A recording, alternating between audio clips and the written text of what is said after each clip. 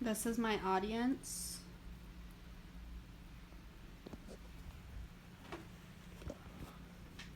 Can you see this in there? Yep. Mm-hmm.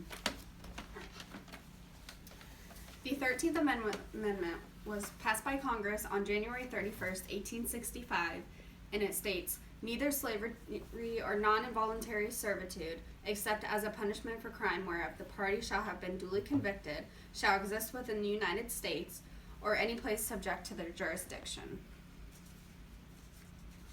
This amendment seemed to be the end of slavery, but the clause that states, "except for punishment of a crime," has slipped through the minds of citizens and allowed mass incarceration to replace slavery in many ways.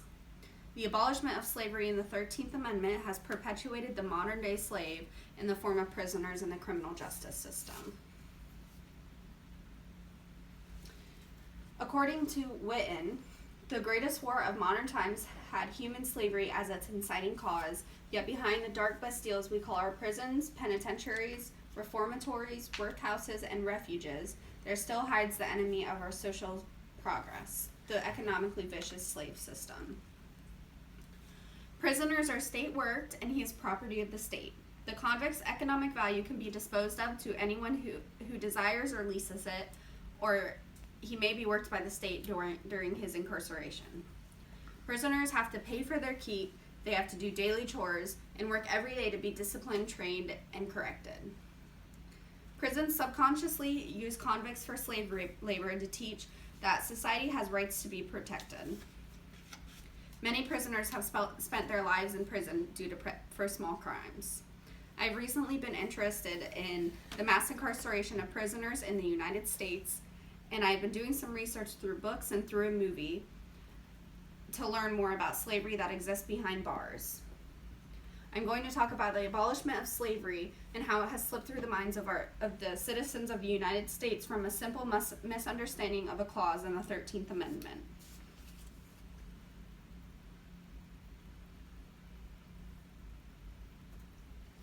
The Emancipation Proclamation was issued by Abraham Lincoln on January 1st, 1863.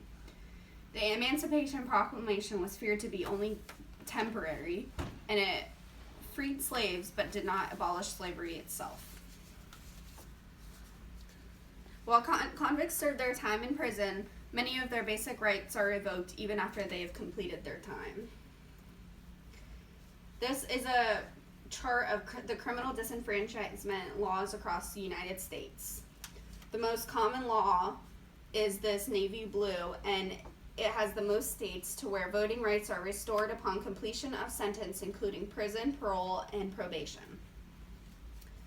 Maine and Vermont are the only states that do not take away the right to vote of a felon while they are serving time in prison.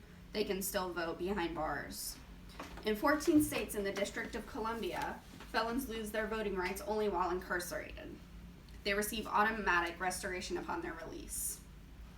In 21 states, felons are stripped from their right to vote while incarcerated for a period of time after, usually due to probation or parole. Their rights are restored automatically after this time, and former felons may have to pay fines, fees, or restitution. And then in 13 states, felons lose their right to vote indefinitely.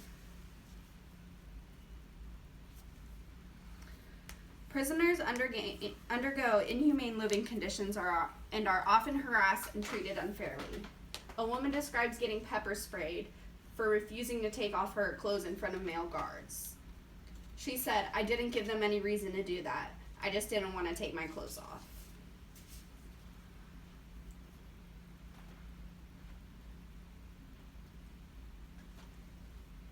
There is a solution to mass incarceration. Convictions for drug offenses is the reason why we have so many people have been put in prison. The use of drugs needs to decline, or slavery will still exist within prisons. It is the drug users who are the slaves. They are segregated and separated from any outside networks. Abraham Lincoln's intention was that all men should be treated equal and free. In the Emancipation Proclamation, he states, "And by virtue of the power and for the purpose aforesaid, I do order and declare that all persons held as slave within the designated states and parts of the states are, and henceforward shall be free, and that the executive government of the United States, including the military and naval authorities thereof, will recognize and maintain the freedom of said persons. Think of living in a world where everyone is equal. There are no boundaries for gender, race, or religion. There would be no guilt of discrimination, and everybody would be free. Also, imagine a world where no one would get punished except those who deserve it. The drug users will get help through treatment instead of going through prison, and everybody would get along and be free. There are no disadvantages to ending the mass incarceration of those who don't deserve it. Our streets would be safe from criminals, drug users would be in rehabilitation, and our families would be closer. Read into racial injustice. In conclusion, slavery would have ended on January 1st, 1863, when the Emancipation Proclamation was issued by Abraham Lincoln. It is uplifting to know that people are recognizing the problem of inequality and slavery in the form of mass incarceration in our prison justice systems, and hopefully will shed some light on this problem and heal the wounds that slavery has placed on our American society.